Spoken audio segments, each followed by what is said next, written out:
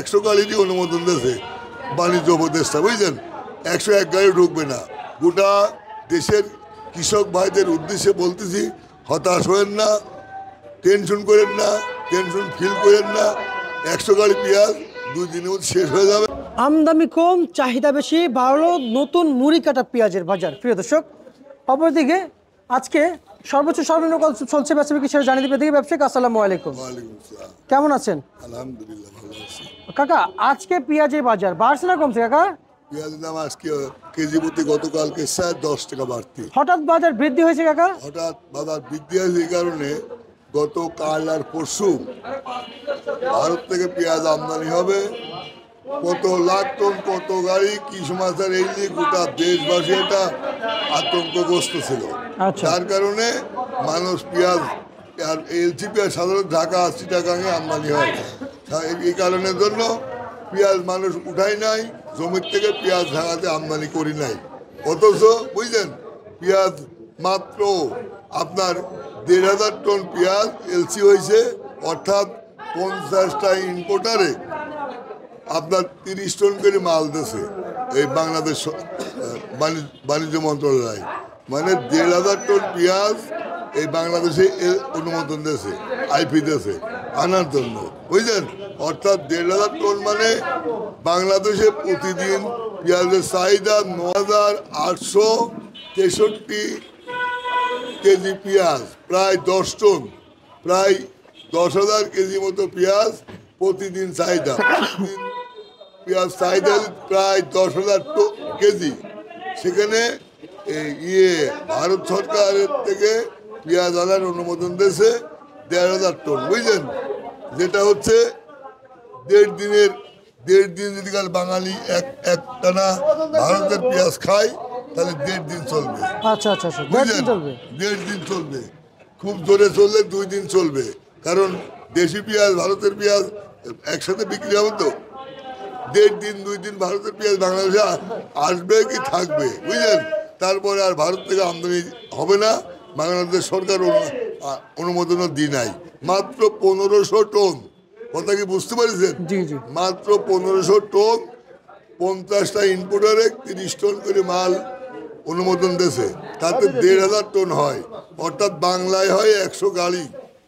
15 ton করে গাড়ি হলে 100 গাড়ি পেঁয়াজ হয়। 100 গাড়ি পেঁয়াজ বাংলাদেশে যদি কালে শুধু এলসি খায় তাহলে 1.5 দিন চলবে।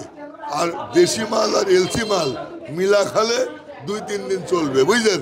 সেই পেঁয়াজটা এই বাংলাদেশে এলসি ঢুকতেছে, আসতেছে, এই মর্মে এটা প্রচার হয়ে হওয়ার কারণে বাংলাদেশের অনেক ডিস্ট্রিক্ট থেকে, অনেক থানায় থেকে পেঁয়াজ ঢাকা শহরে আমদানি হয় নাই।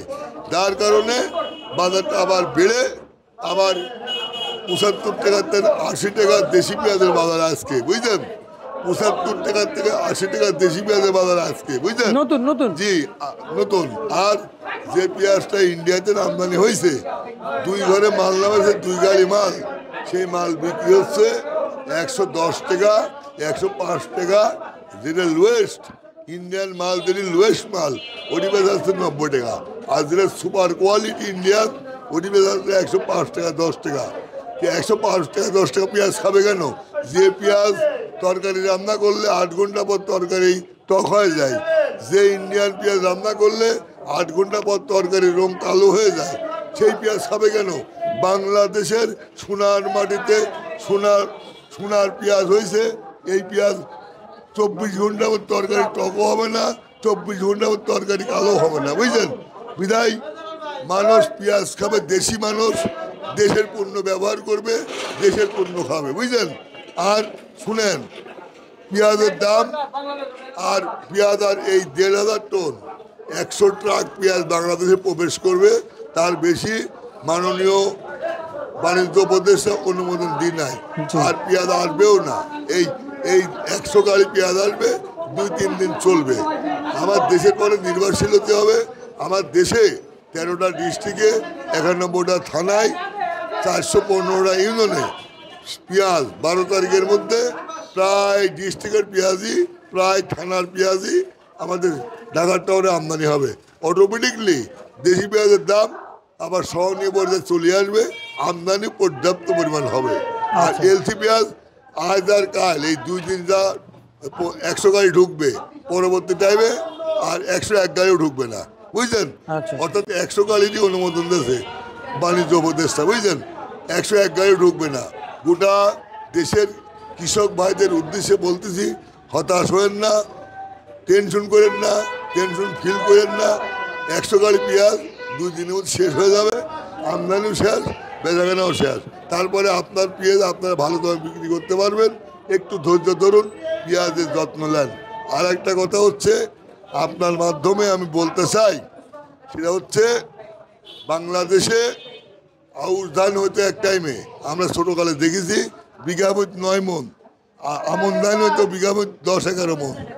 শহীদ রাষ্ট্রপতি জিয়াউর রহমান এই দেশে চায়নার থেকে ইরি ধানের বীজ নিয়ে আসি, নদী নালা খাল বিলে উৎপাদন করে শহীদ জিয়াউর রহমান আমরা দেখছি ছোটোকালে চায়নার থেকে ইরি ধানের বীজ নিয়ে আসি এই দেশে কৃষকের হাতে যখন দেয়, এবং প্রত্যেকটা মাঠে মাঠে চকে চকে একটা করে ডিপ টিউবওয়েল বসা দেয়, তখন আপনার 500 বিঘি করে একটা ডিপ টিউবওয়েলের আন্ডারে ধান উৎপাদন হতো।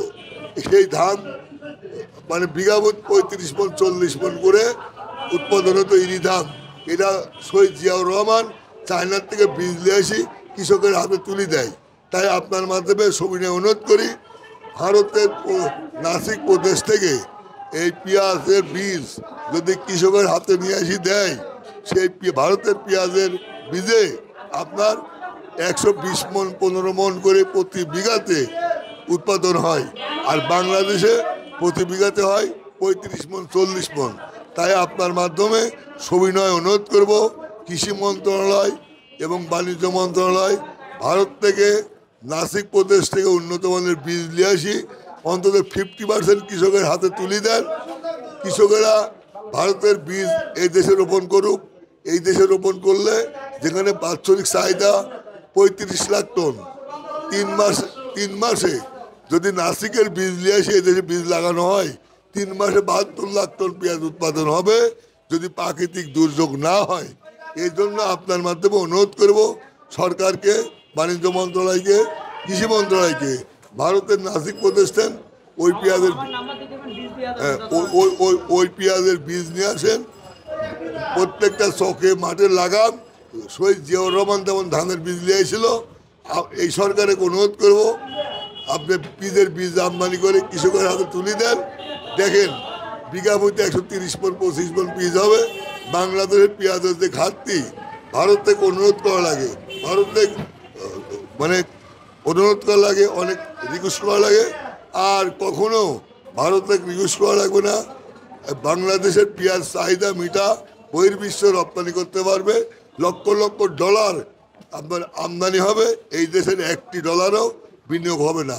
এবং এই দেশের কৃষকেরা যদি উন্নত মানের বীজ পায় আর 1 নম্বর ন্যায্য মূল্যে সার পায়, তাহলে এই দেশে বীজ উৎপাদন করতে 15 টাকা কেজি প্রতি খরচ হবে, মাত্র 15 টাকা কেজি প্রতি পেঁয়াজ উৎপাদন করতে খরচ হবে, আর বেচা কেনা হবে দেশি বীজের সাথে ডবল দামে। যেমন আজকেই 78 টাকা 80 টাকা দেশি বীজ বেচলাম, আর ভারতের এই নাসিকের পেঁয়াজের টানা যে পেঁয়াজটা ওটা বেচলাম 95 টাকা কেজি। জি জি জি মোটাটা।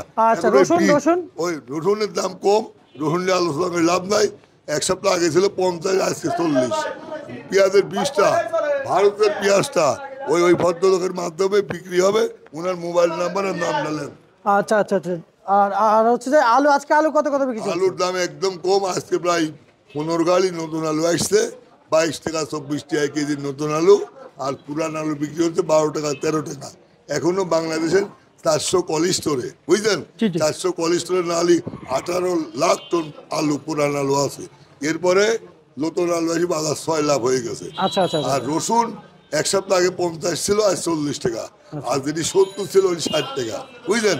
এখন রসুন আর পেঁয়াজ, রসুন আর আলু, কৃষক মরে, কৃষকের অর্থনৈতিকভাবে পঙ্গু হয়ে গেছে। পেঁয়াজে কিছু লাভ হচ্ছে, তাই গতবার পেঁয়াজের কৃষক লস খাইছে। ডিসেম্বর, জানুয়ারি, ফেব্রুয়ারি, মার্চ 3 মাস পেঁয়াজের লস খাইছে পেঁয়াজের কৃষকেরা। তাই আমি আপনার মাধ্যমে মাননীয় বাণিজ্য উপদেষ্টা মহোদয়কে অনুরোধ করব, আর পেঁয়াজ এলসি দিয়েন না, এলসি দিয়ে পেঁয়াজ আমদানি করেন না। এলসি দিয়ে যে পেঁয়াজ আমদানি করেন, বাংলার কৃষক লস হবে, বাংলার কৃষক ক্ষতিগ্রস্ত হবে, বাংলাদেশের কৃষকের মেরুদণ্ড ভেঙে যাবে, আগামী দিন পেঁয়াজ উৎপাদন করবে না। আচ্ছা, বিদায় আচ্ছা। আমি আপনার মাননীয় বাণিজ্য উপদেষ্টা মহোদয় বলবো, পেঁয়াজ আমদানি না করি, পেঁয়াজের বীজ আমদানি করেন।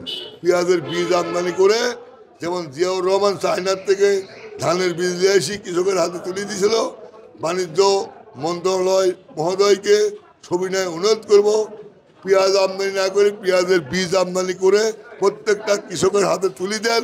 দেখেন পেঁয়াজ, এই দেশের পেঁয়াজ উৎপাদন করে সোনার বাংলায় সোনা ফলাবে এই কৃষকেরা, এবং এই দেশের পেঁয়াজ অন্তত 10টা রাষ্ট্রে রপ্তানি করতে পারবে। আচ্ছা, ঠিক আছে, আপনাকে ধন্যবাদ। এই ছিল আপনাকে আজকের ধন্যবাদ। সর্বশেষ বাজার তালিকা। প্রিয় দর্শক,